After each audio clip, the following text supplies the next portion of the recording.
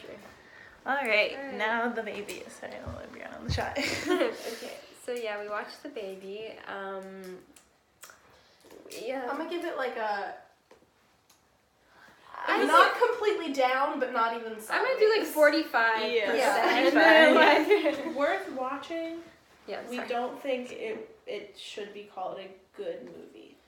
No. It was. I just feel like it's not effective. Yeah. You can sort of get what they're trying to do. It doesn't meet the qualifications. Yeah. We don't think it's a Bradley Hammer approved. Yeah, This is a good movie. No, we're very disappointed. Literally, as soon as the movie ended, I just heard like your voice in the back of my head saying, "But there was no character arc. Like literally no character arc." Yeah. Yeah. So.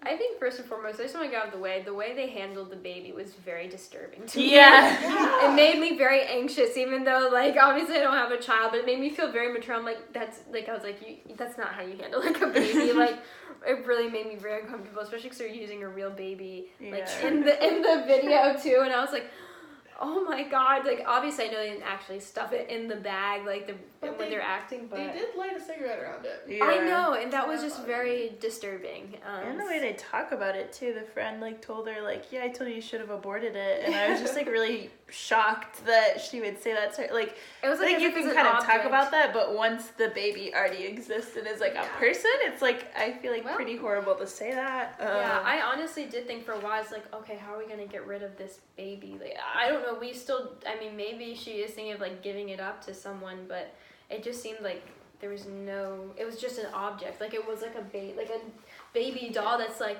oh, I have, like, a class project, like, I can't take care of it because I have too many assignments. Can I give it to you for the day? Like, that's what it felt like. Also, like, is there just no concept of babysitters in I don't know.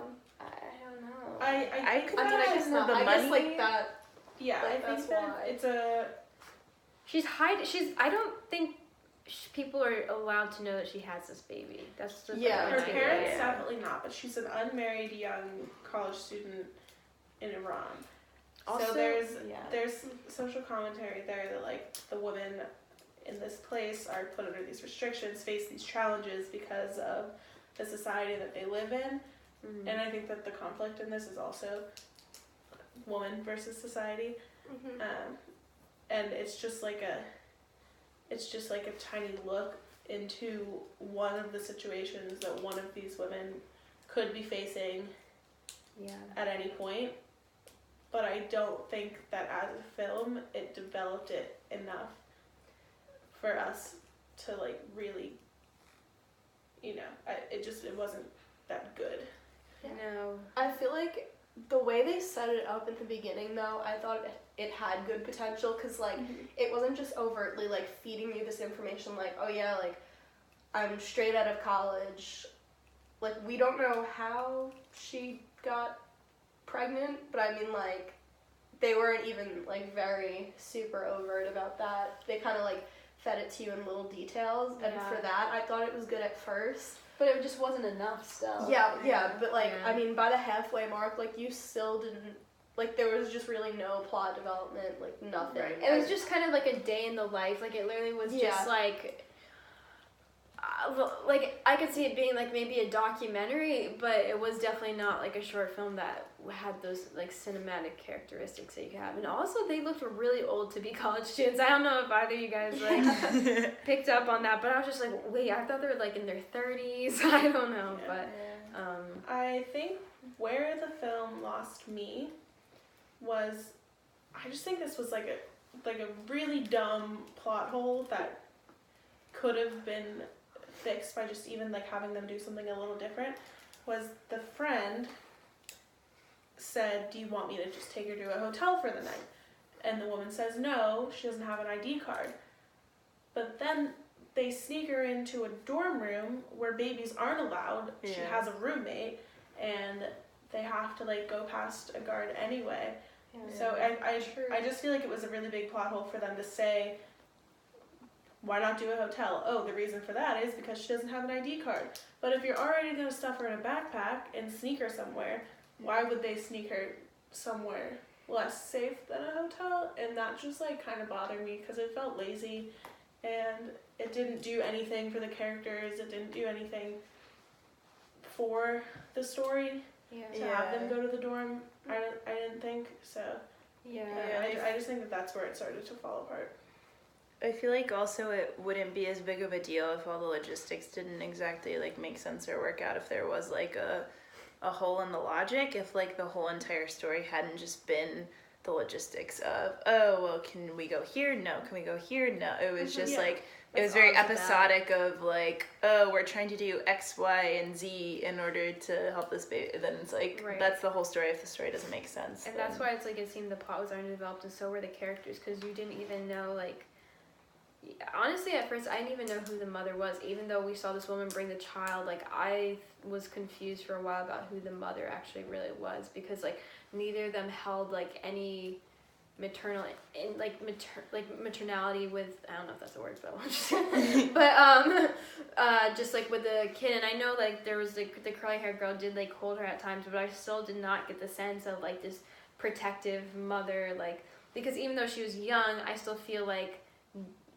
I don't know, maybe it's like if she had postpartum depression, like they should have touched on that more. But if not, then there was just this sense of, well, who really is, like, is she a caring woman? Like, is this really her child kind of thing? Like, I could have easily thought, like, that's not even her child. Like, that's someone's, like, right. I thought that could have been someone's random child that they maybe stole or something. Like, I don't even know. So. I feel like, though, that kind of plays into, like, the social commentary that was there, though, because she's kind of, like, just at conflict. Like, she has this baby, so, like, obviously, like, given the choice, like, she wanted the baby, so like she loves the baby, but at the same time she's kind of like embarrassed to have the baby because like of this like the cultural norm and how like I mean even in like the US it's still kind of like not really accepted too well, so like I can only imagine what it would be like in like Eastern cultures too. Did you touch on the plot storyline overlap? Oh no. I was saying too before that I felt like it wasn't an effective film because like in part like the storyline and the plot kind of just overlapped for the most part. Like the plot basically was the storyline. Like there wasn't really much like deeper meaning to it, or like I don't know, just like what happened was what happened. Like there was no really more, like there wasn't like an underlying significance as to why all of this was happening. Like she straight up says like my parents are coming and I can't have this baby. So like even just describing the plot, like you're just describing the storyline. For this film. We just are struggling to find something.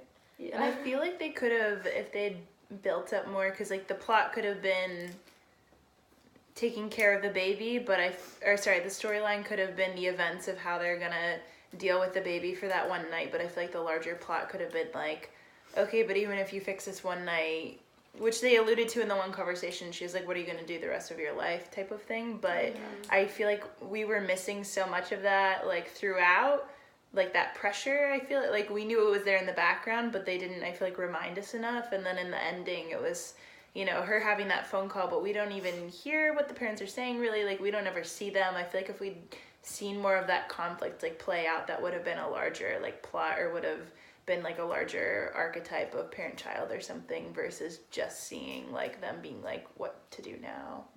Even like the whole, I feel like the point of this film was just like evoke emotion too, like to kind of get you to like have some sort of like larger reflection on like yourself and like just how you see single mothers in general. And I feel like though there wasn't enough like emotion throughout the whole film, like until that last scene when she like pulls out the kid's like pacifier, and then you're like, oh damn, like that kind of got me a little bit. But I mean, I guess like the lack of emotion kind of plays into the emotional aspect of the film, because like you can tell how tense everyone is, but at the same time I feel like it kind of just fell flat and like made it very boring.